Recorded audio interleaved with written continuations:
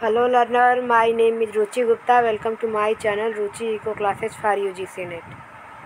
इस वीडियो में हम जो है UP PGT economics previous year के क्वेश्चन के जो है लास्ट पार्ट को हम करने जा रहे हैं। ठीक, इस क्वेश्चन में इसमें जो है कि हम बाकी जितने भी क्वेश्चन हैं हमारे जो जितने भी हैं अराउंड 30 क्वेश्चन इकोनॉमिक्स के यूपी पीजीटी से रिलेटेड वो सारे हम करने वाले हैं। ठीक, तो स्टार्ट करते हैं अपना क्वेश्चन नंबर। ये हमारा हो जाए question number 69।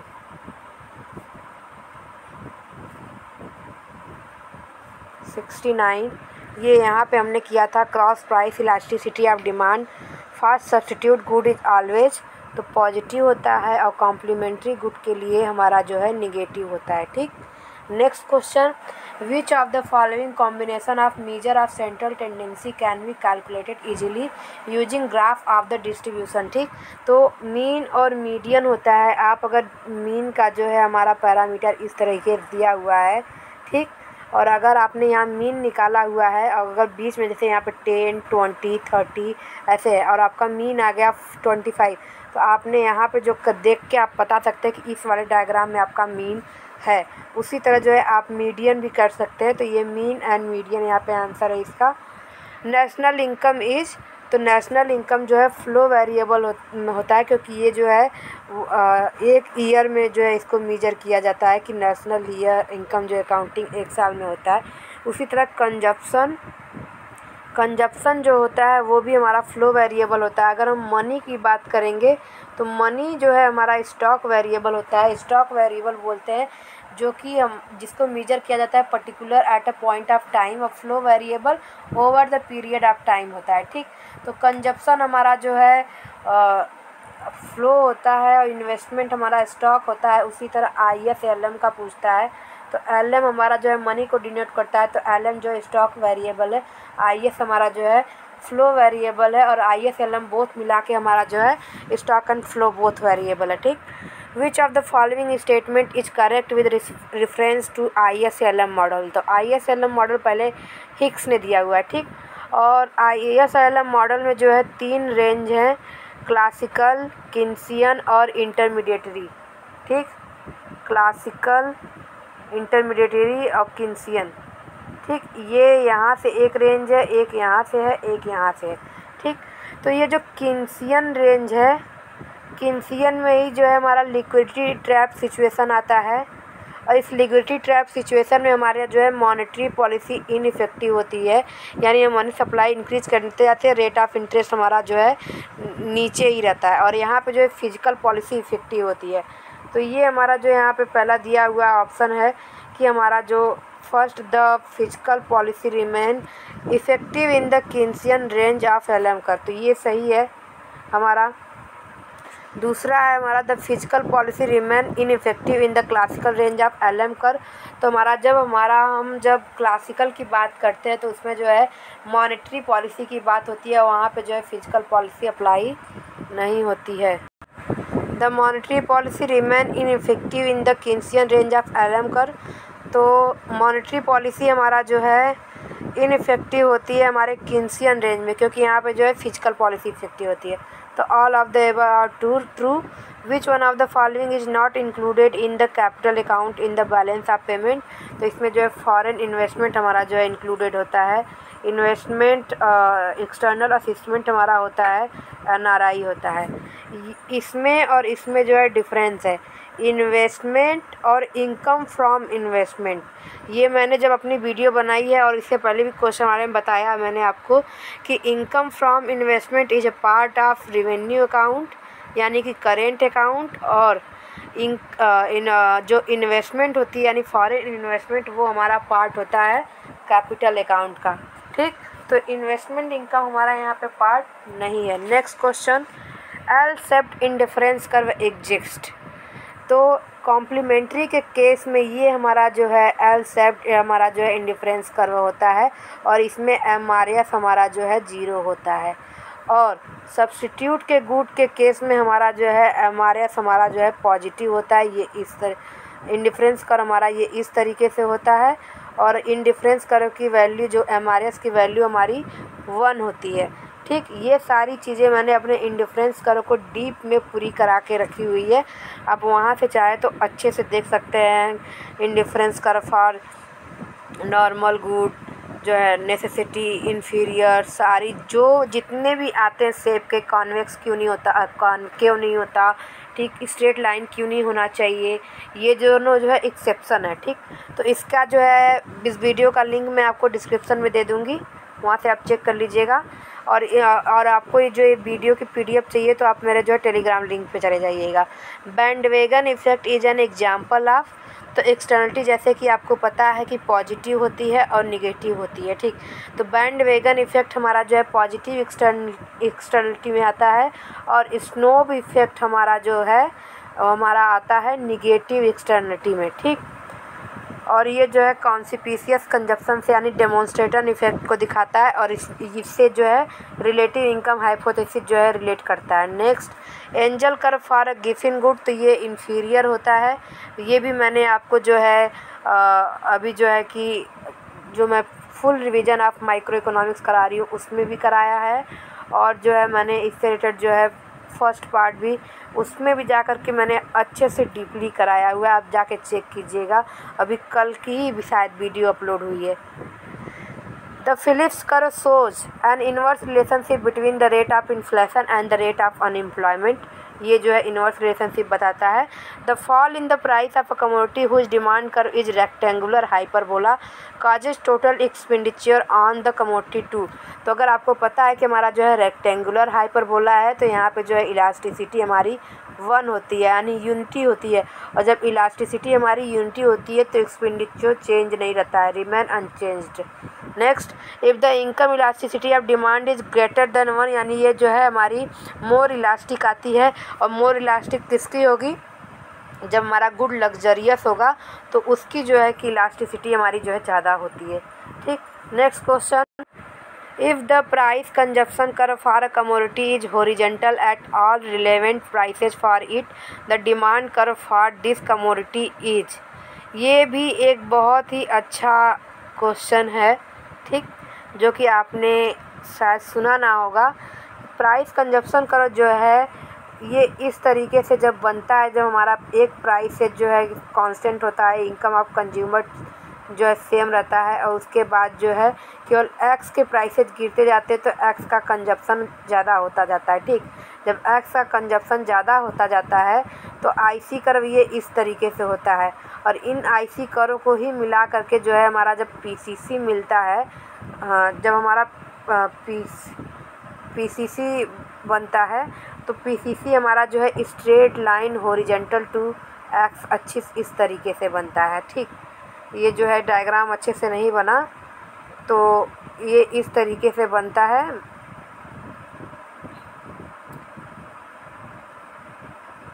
Horizontal to x axis एकदम ऐसे ही पैरेलल जाता है। ठीक, तो जब ये हॉरिजॉन्टल जाता है तो हमारा डिमांड कर्व क्या होगा, तो क्योंकि इस केस में हमारा डिमांड कर्व जो है वो आईसी को ही दिखाएगा। ठीक, ये हमारा जो है ये क्या है, ये हमारा प्राइस कंजप्शन कर्व है। ठीक, और ये बता रहा है कि प्राइस कंजप्शन कर्व हमारा जब हॉरिजॉन्टल है तो हमारा डिमांड क्या होगा, तो हमारा डिमांड जो है हमारा जो है रेक्टेंगुलर हाइपरबोला हो जाएगा। सॉरी, यहाँ टाइपिंग मिस्टेक है, यहाँ पे जो है हमारा प्राइस कंजप्शन कर्व ही हमारा जो है डिमांड कर्व को बताएगा, क्योंकि प्राइस कंजप्शन कर्व क्या बताता है कि एक प्राइसेज हमारा जो है कांस्टेंट रहता है, इनकम सेम रहता है, और एक प्राइसेज का जो है गुड का एक्स का गुड चेंज होता है तो उससे क्वांटिटी पे क्या फ़र्क पड़ता है वो बताता है। तो क्वांटिटी हमारी यहाँ जो है कंटिन्यूसली इंक्रीज हो जाती है। इसको बताते हुए आइए, तो ये यहाँ हमारा जो पीसीसी जो है डिमांड का काम करेगा और ये हॉरिजॉन्टल होगा। ठीक, तो यहाँ पे आंसर 4 हो जाएगा। नेक्स्ट, यहाँ पे देखिए, the price consumption curve which is a horizontal straight line will show unit elasticity of demand, कि हमारा जो है हॉरिजॉन्टल स्ट्रेट लाइन है तो वो यूनिट इलास्टिसिटी को बताता है।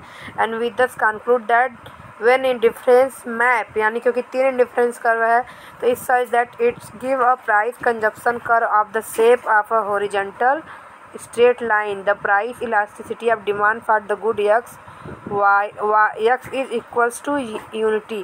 जो इलास्टिसिटी हमारी होगी तो यहाँ पे जो है हमारी जो है the price elasticity of demand for good x is equals to unity होगा, यानी कि यहाँ पे हमारा जो आंसर होगा ये रेक्टेंगुलर हाइपरबोला ही होगा। सॉरी, यहाँ पे जो है मैंने मिस्टेक करा, यहाँ पे जो है हमारा आंसर रेक्टेंगुलर हाइपरबोला ही होगा, क्योंकि इसकी ही जो है प्राइस इलास्टिसिटी जो है 1 होती है।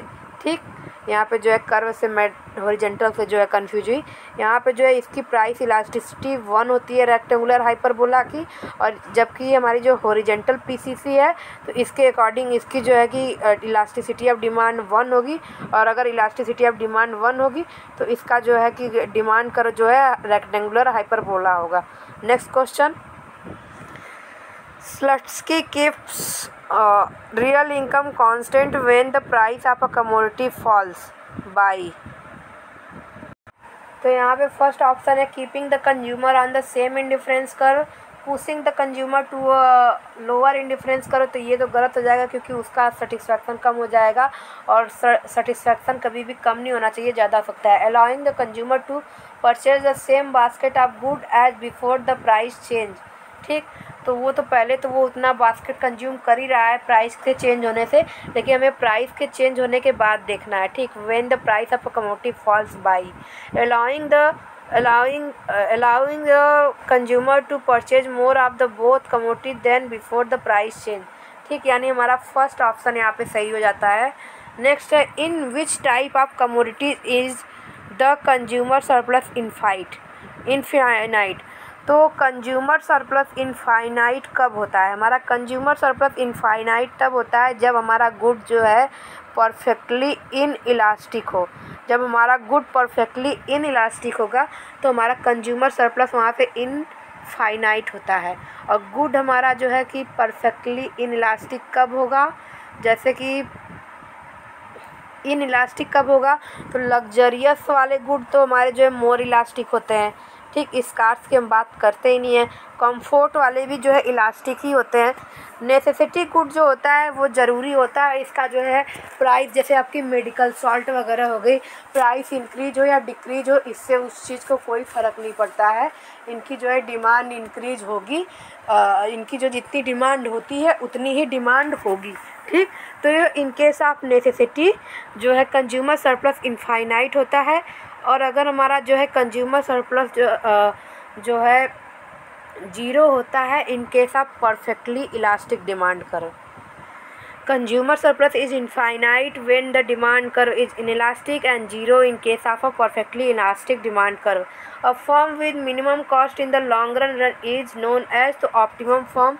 देखिए इस पेपर को आपने अगर शुरू से मेरे पार्ट 1 से लेके इस पार्ट 5 तक देखेंगे तो आपको समझ में आएगा कि एक क्वेश्चन से कम 3 क्वेश्चन 2 क्वेश्चन रिलेटेड है। आगे भी आपको देख पता चलेगा कोई एक टॉपिक उठ रहा है तो उससे 2 3 क्वेश्चन बन रहा है। ठीक, इसका मतलब ये है कि आप अच्छे से जो है टॉपिक को करिए। उस क्वेश्चन से अगर आपने एक टॉपिक करा है तो कम से कम 2-3 बन ही जा रहे हैं। ठीक, तो ये आपके लिए बेनिफिशियल है। और ये ज़्यादा टॉपिक नहीं पूछ रहे हैं, माइक्रो के मैक्सिमम पूछा है इन्होंने, और उसमें जो है मार्केट और यूनिट फर्स्ट तो कंज्यूमर एनालिसिस और कंज्यूमर थ्योरी और डिमांड एनालिसिस बहुत ही मस्ट पूछा है। ठीक, तो वो तो आपको करना ही चाहिए। और जो है market accelerator shows the impact of investment on consumption को ये बताता है। ठीक, डेल वाई बाई डेल के, तो ये बताते हैं। और नेक्स्ट हम चलते हैं अपना इस पे next question. A graph of a cumulative frequency distribution is called. तो ऑगिव कर्व होता है ये। इस तरीके से जब आप डायग्राम बनाते हैं तो ये कभी ये यहाँ से ये ऐसे निकलता है फ्रीक्वेंसी, और अगर आप इस एक्सिस से बनाते हैं तो ये जो है ऐसे निकलेगा। ठीक, ये एक्सिस को टच नहीं करता, ये ऐसे होता है। और जब ये इस तरीके से निकलेगा ये ऐसे आके, तो ये जिस पॉइंट पे काटता है ये पॉइंट हमारा मीडियन पॉइंट होता है। क्वेश्चन में पूछता है आपके कि ये पॉइंट आपका जो है मीडियन पॉइंट होता है। ठीक, next, which of the following is a relative measure of dispersion. तो डिस्पर्सन के दो मेजर होते हैं, अब्सोलूट और रिलेटिव। अब्सोलूट में हमारे एसडी, मीन डेविएशन और वेरिएंस आ जाते हैं, और हमारे जो कोफिशिएंट ऑफ वेरिएशन ये हमारा जो है रिलेटिव में आ जाता है। Next, if mean and coefficient of variation of a set of data is 25 and 5 respectively then the SDs. देखिए आपको ये यहाँ पे पूछ दिया वेरिएंस, ये सारी चीज़ें यहाँ पे भी पूछ दिया, ठीक। तो फार्मूला क्या होता है हमारा कोफिशिएंट ऑफ वेरिएशन का? Coefficient of variation equals to mean sigma upon x bar multiplied by 100, यही होता है ना, सिग्मा अपान एक्स बार। तो फिर सी वी की वैल्यू दी हुई है 5 और यहाँ पे हमारी वैल्यू मीन की दी हुई है 25। तो सिग्मा की वैल्यू इसने पूछी है, तो 25 125 आ जाती है हमारी। ये C V equals to sigma upon x bar, ठीक, sigma upon me X bar. Next, which of the following correlation coefficient reflect the highest strength of association. तो आर की वैल्यू पूछा है, ठीक, तो इसने पूछा हाईएस्ट स्ट्रेंथ ऑफ एसोसिएशन। तो आप पूछेंगे ये क्यों नहीं हो सकता, क्योंकि ये परफेक्ट कोरिलेशन को दिखाता है। यहाँ पे ये नहीं पूछा है कि ये कौन सा नेगेटिव या पॉजिटिव, ये नहीं दिया है, इसने पूछा है हाईएस्ट, और ये हमारा परफेक्ट नेगेटिव को आता है, तो ये नहीं होगा। ये तो बहुत ही ज़्यादा लो डिग्री है, और ये जो है मीडियम से नीचे का है, क्योंकि 5 के ऊपर जाता तो उसमें आता। हाईएस्ट में ये आएगा क्योंकि ये 1 के क्लोज है और जो है 7 से 0.7 से ऊपर है, ठीक। तो ये जो है हमारे हाईएस्ट स्ट्रेंथ ऑफ एसोसिएशन को दिखाता है। Next, the value of correlation coefficient is independent with respect to change of origin and change of scale होता है, और हमारा जो रिग्रेशन होता है वो independent with respect to origin होता है और नॉट टू स्केल होता है, ठीक। Which of the following objective of monetary policy is used most of the time in India to evaluate implementation of monetary policy? आपको अगर नहीं भी पता होगा तो आप इसके ऑप्शन से जाएंगे तो आपको आराम से पता चल जाएगा। देखिए, मॉनेटरी पॉलिसी का कभी भी वेलफेयर से रिलेटेड कोई काम नहीं होता है, सोशल जस्टिस वेलफेयर में आता है। एम्प्लॉयमेंट जनरेशन ये हमारा जो है फिजिकल पॉलिसी करती है। इकोनॉमिक इक्वलिटी वेलफेयर आता है। आपको ऑटोमेटिकली आंसर मिल गया मॉनेटरी पॉलिसी का, price stability. Next, disinvestment is an important instrument of which of the following policy. तो ये फिजिकल पॉलिसी, और इस वक्त जो है डिसइन्वेस्टमेंट पे ही ज़्यादा से ज़्यादा फोकस किया जा रहा है। Next, which of the following committee examine the suggested financial sector reform. तो मैंने जो है कमेटी से रिलेटेड जो है एक या दो वीडियो मैंने डाली हुई है। इम्पॉर्टेंट बुक से रिलेटेड भी वीडियो डाली हुई है, आप वहाँ देख सकते हैं। और नरसिम्हन कमेटी का तो अलग से मैंने दिया हुआ है, ठीक, और शिवरामन कमेटी का। तो चलैया हमारा जो है टैक्स से रिलेटेड है, नरसिम्हन के दो हैं हमारे जो है 1992 में और 1997 में, और ये जो है दोनों financial sector reform, banking sector reform से रिलेटेड है। आबिद हुसैन का जो है हमारा MSME से है रिलेटेड कुछ, ठीक। तो आंसर नंबर 2 हो गया यहाँ पे। Non rivalry and non excludability are characteristics of, तो ये जो है हमारे पब्लिक गुड के हैं, ठीक। नेक्स्ट है, in an economy of 2 individual A and B and 2 commodity X। तो ये पैरेटो इक्विलिब्रियम का कंडीशन है हमारा। ये जो है पैरेटो एफिशिएंसी का क्वेश्चन है, और ये वाला जो है इसका तीसरा कंडीशन है प्रोडक्ट मिक्स वाला, ठीक। फर्स्ट होता है एक्सचेंज, दूसरा प्रोडक्शन, तीसरा ये प्रोडक्ट मिक्स वाला है। तो इसमें जो है marginal rate of transformation XY equals to ये वाला कंडीशन जो है सही होता है। नेक्स्ट चलते हैं, इन द ISLM मॉडल यहाँ पे फिर से दिया हुआ है। तो ISLM मॉडल का जब दिया हुआ है कि अगर गवर्नमेंट जो है एक्सपेंडिचर इंक्रीज कर रही है तो क्या होगा, तो आप यहाँ से ISLM मॉडल बना लेंगे, ISLM, ठीक। गवर्नमेंट जो है एक्सपेंडिचर इंक्रीज कर रही है, यानी कि गवर्नमेंट कर रही है फिजिकल पॉलिसी IS, तो यहाँ से ये ऐसे हो जाएगा, ठीक। तो ये पहले वाला जो है R और Y है, ठीक, और ये दूसरा RY और R, ठीक। तो यानी कि रेट ऑफ इंटरेस्ट इंक्रीज हुआ और इनकम भी। तो यहाँ पे the rate of interest must rises to maintain equilibrium in the money market, ठीक है। इन्वेस्टमेंट डिक्लाइन, तो एक्सपेंडिचर इंक्रीज हो रहा है तो इन्वेस्टमेंट डिक्लाइन का होगा, इन्वेस्टमेंट तो इंक्रीज हो रहा है, ये cancel. The increase in income is less than simple Keynesian model, यहाँ पे ये है ही नहीं, तो आंसर 1 सही होगा, ठीक। Next, two regression line are perpendicular to each other, यानी कि ये जो है एक दूसरे को जो है 90 डिग्री एंगल बनाते हैं और इस तरह से जो है कट करते हैं, तो यहाँ पे जो है r इक्वल्स टू 0 होगा।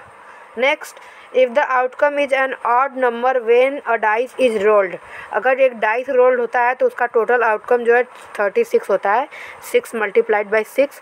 और इसमें दिया if the outcome is an odd number when a dice is rolled then the probability that it is prime number, तो प्राइम नंबर होना चाहिए, तो सारे के सारे नंबर ही प्राइम होते हैं, तो ये 6 डिवाइडेड बाई 1/6, आंसर ये आ गया। नेक्स्ट नहीं है। तो अगर आपको वीडियो पसंद है तो चैनल को लाइक करें, सब्सक्राइब करें, बेल आइकन को प्रेस करना ना भूलिए, जिससे आपको आने वाले वीडियो की नोटिफिकेशन मिल जाए। और प्लीज़ चैनल को सब्सक्राइब करें। Thank you so much.